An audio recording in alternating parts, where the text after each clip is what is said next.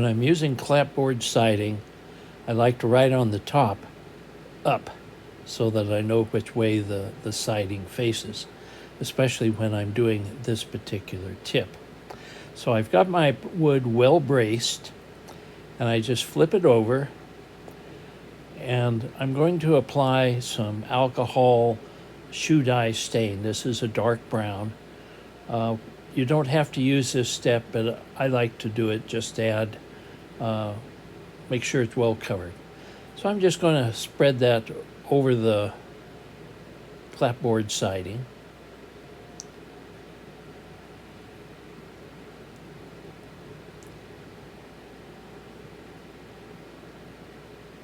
What we're really going to try to do in this particular video is we're going to try to show how to take a piece of scribe siding like this with the clapboard siding and make it look like individual boards. And we're going to have it pretty well weathered at the same time. So we're just going to continue putting this on.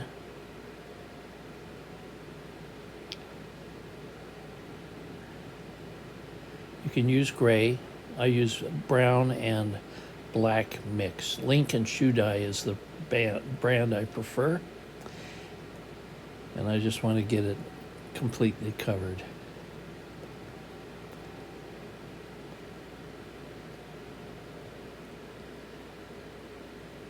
Okay, so I'm going to put that away, and I'm going to show you a little tip. On a bottle of dye, I've actually taped a straw on there years ago, so I always use the same brush, and when I'm done, I just drop it down into that straw and set it aside, and it's ready for the next time.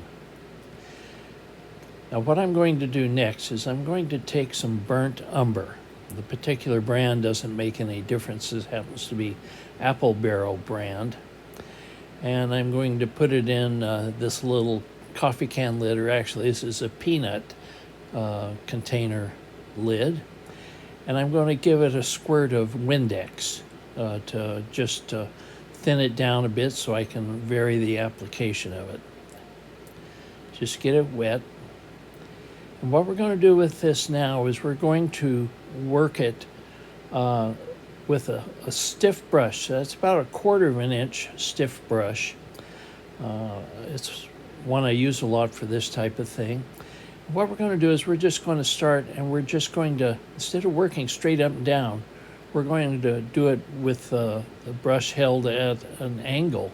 Because what we really want to do is we want to get up below the edge of each of the individual boards.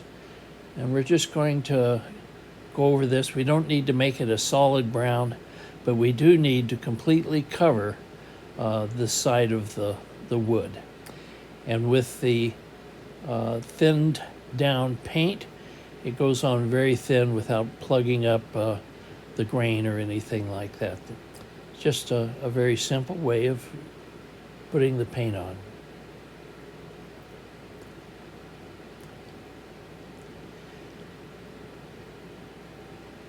And that's all we do, is we just continue on down, putting the paint on until this whole side is completely done with this. Very light coat, it's very thin. And then we set it aside to let it completely dry.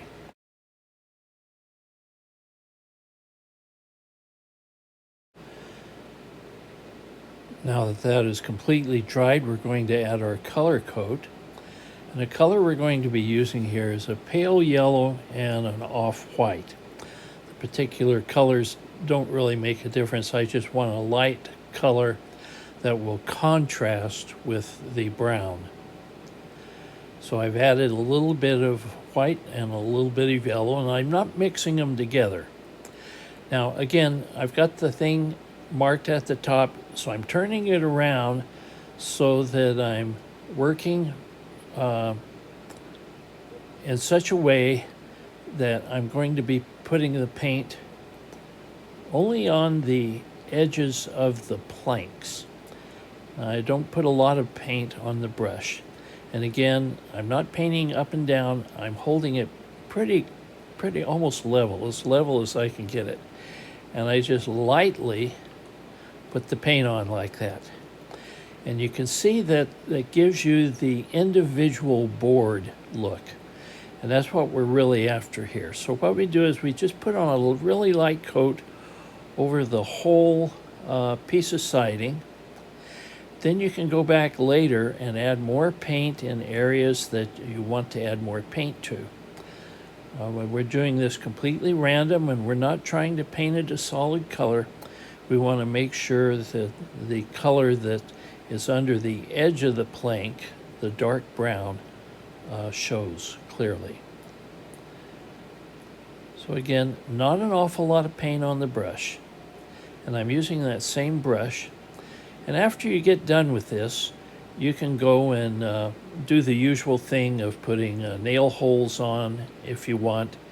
You can take a razor blade and lift some boards. I'm not doing that on this particular wall because on this particular wall I'm going to have a large sign on the finished kit.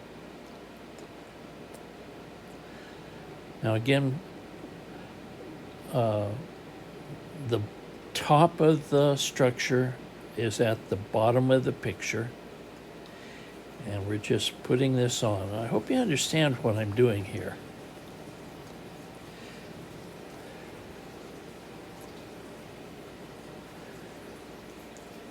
Okay, so that covers the whole general area. Then you look at it and see if there's areas that you want to improve so it doesn't look like it was painted with just one brush. So just go back over certain areas. And what you can do once the paint is dry, you can take the edge of an X-Acto knife and remove a little bit of paint on some of these individual boards for variety. Another thing you can do is take a tiny brush and paint individual boards. But here we're just trying to get a quick overall effect. And again, most of this wall is going to be covered by a large sign, so I'm not going into any detail on this. But that's pretty much what you do, is you just continue doing that. Every once in a while, turn the wall around so that you see how it's going to look.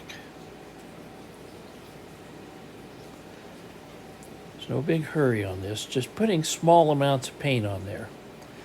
Wanting to make sure we don't put much at all. The main thing we're doing is really doing it so it defines the individual boards as much as possible.